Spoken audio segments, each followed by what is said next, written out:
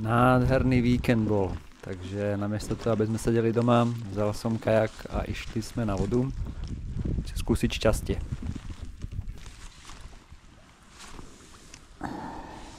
Vody nebolo dosť, vlastne Berounka je momentálne asi dlhšiu dobu menej vody ako viac, nie je ideálne na splav.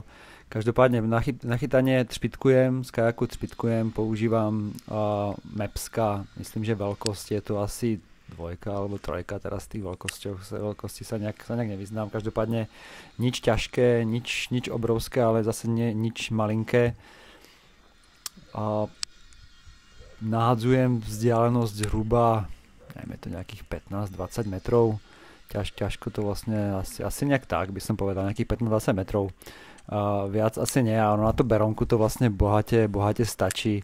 Vlastne keď som v strede tej Berounky na kajaku, tak som schopný dohodiť z jednej strany, respektíve aj na jeden breh, aj na druhý breh. Spôsob, akým špitkujem, tak väčšinou sa snažím dostať sa niekde do stredu a prúdom alebo vetrom sa nechám unášať a vlastne prehadzujem miesta aj z ľavej, aj z pravej strany. Dno tu väčšinou poznám, tam kde vlastne je vidieť na dno, tak tam vlastne viem nejak čo sa nachádza, ale stále je dobre skúšať to šťastie, či náhodou tam niečo potom neskočí. A väčšinou sa mi to aj vyplatí. Väčšinou keď som na miestach, kde som nikdy nič nechytil, príklad tu vlastne potom na tomto pravom mieste, tam som vlastne asi ani rybu nechytil, tak stále vlastne je dobre sa tam vrátiť a skúšať to, hlavne keď vidíte, že sú tam proste miesta, kde by tá ryba nejak mohla byť. Čo sa týka počasia, bolo skoro ideálne, pretože bol taký nárazový vietor, vlastne aj keď momentálne je vidieť, že tá hladina je skoro ako zrcadlo, tak bol taký nárazový vietor a uvidíme to vlastne aj trošku neskôr. Vlastne vytiahol som teraz nejaký bordel, čo je vlastne úplne normálne, pretože ak vlastne teraz ešte keď opadáva to listie, tak ten bordel tam vlastne je. Avšak vypláca sa mi skôr nahadzovať práve tam, kde ten bordel je. Príde mi, že tie ryby tam proste sú tam viac. Avšak zase nechcem vlastne nahadzovať iba ku krajom, preto nahadzujem vlastne aj do stredu. Teraz vlastne skúsil som nahodiť tu a nádherný záber, krásne potom skočila, hneď to vlastne stiahla to doľava, avšak tu bola strašne malá voda a je tu dosť rias,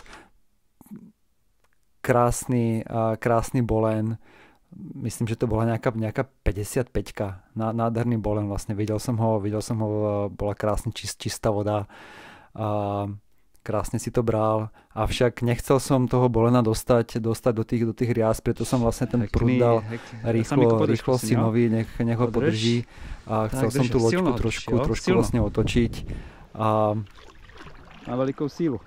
Dôležité vlastne bolo asi v tejto chvíli, aby sa tej rybe vlastne nič nestalo a dostali ju nejak do trošku hlbšej vody. A asi nechcel som vlastne úplne ten kajak otočiť, aby tá ryba išla úplne pod loď. Myslím, že tam trošku bola z kraja, ale avšak v tejto chvíli myslím, že sa sekla o nejakú riasu, vlastne je vidieť.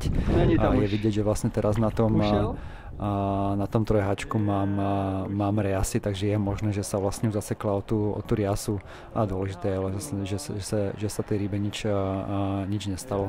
Radšej takto vlastne ako keby to malo dopadnúť nejak horšie. Každopádne bol to zhruba 15. záhos, takže krásny štart. Teraz je vlastne vidieť už na tej vode, že trošku fúkalo. Ono nie je to ideálne na tom kajaku, keď fúka, pretože ja vlastne chytám takým spôsobom, že mám aj to pádlo a aj zahadzujem. Preto vlastne keď strašne fúka, tak ten kajak je ako dosť ľahký, takže odfúkne ho na stranu, čo vlastne nie je ideálne. Každopádne teraz som bol v úseku, kde tá voda bola trošku hlbšia, pod nami je zhruba nejakých, myslím, že 2,5 až 3 metre. Preto nahadzujem vlastne iba kraje v tomto úseku, pretože v stred si myslím, že to nemá zmysel nahadzovať. tam pri tej tráve, tam som už mal v minulosti pár krásnych záberov, takže tam je to super, tam vlastne stále, keď idem cez túto pasáž, tak to tam prehadzujem, človek zase nikdy nevie, idem veľakrát na riziko, že hádžem to vlastne úplne až k tomu kraju, kde ťahám aj trávu, ale myslím si, že respektíve zo skúsenosti viem, že tie záhozy úplne až ku kraju sú väčšinou a pre tú rybu dôveruhodnejšie. Myslím, že viac potom tie ryby skáču, keď to je vlastne úplne pri tom kraji. Ale zase to je asi môj pocit. Tu nám vlastne už trošku ma bralo k tým stromom, vlastne vidieť, že zase fúkalo.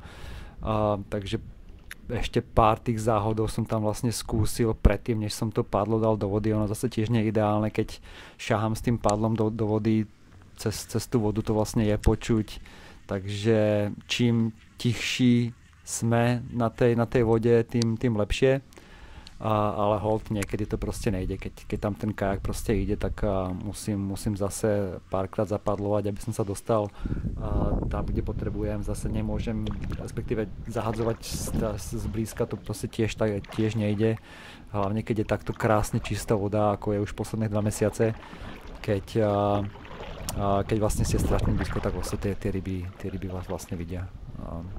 Zabouráme. Takže zase som sa trošku presunul do stredu a pokračoval som v nahadzovaní. Tam vlastne bolo vidieť na tom videu ten nárazový vietor, ale hold, je to vlastne niečo, s čím sa proste nedá nič spraviť. Ja chodím na ryby vtedy, keď mám čas, takže vyberať si počasie je pre mňa strašne veľký luxus a hlavne asi to na tej vode si to proste užívam. Veľakrát vlastne nič nechytím, ale keď vidíte, to je proste nádhera, takže ja si to tam užívam.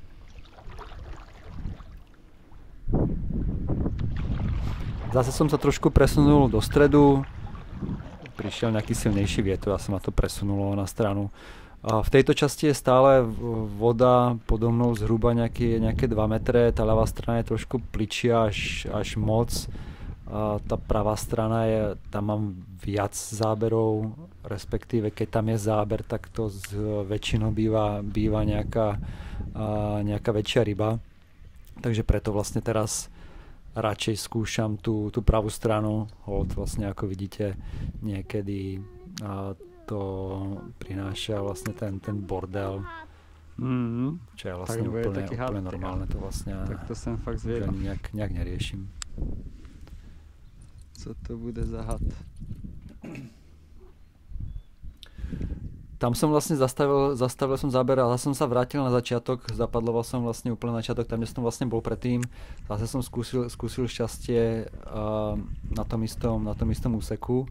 Tu vlastne, keď som vlastne ťahal tú špitku, tak tam vyštartovala ryba. Myslím si, že to bol tlouštík. Respektíve vtedy, keď som bol na kajaku, tak som si bol 100% istý, že to je tlouštík. Keď som si to potom pozrel na tom videu, tak nebol som si 100% istý. Tak mi nechajte v komentáre, čo si myslíte, čo to bolo. Myslím, že to byl jelec. Zase som prehadzoval tie isté miesta, ešte raz. 50 Tento úsek sa mi strašne páčil, pretože vlastne je tam jednak dosť veľa toho bordelu, je tam kopu miest, kam sa tie ryby vlastne môžu schovať, avšak zase ma trošku bral ten vietor až strašne blízko.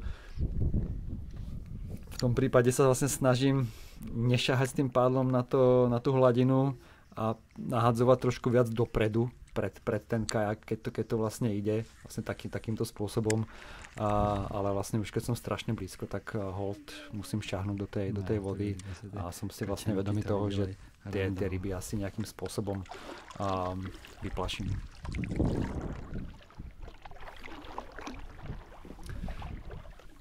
Zase som sa vrátil na to isté miesto, kde som mal ten prvý záber. Tam sa mi to strašne páčilo, jednak tam svietilo slniečko, takže tam bolo strašne príjemne a skúsil som ešte raz to isté miesto.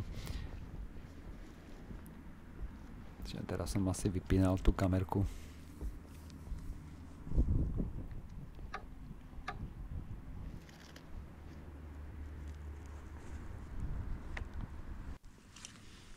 To isté miesto, ale trošku ďalej a ako viete, krásny záber, 1, 2 krásne zábery, avšak myslím si, že to proste tá ryba netrafila. Skočila potom, ale netrafila to. Škoda. Chmatla. Každopádne deň to bol nádherný. Díky.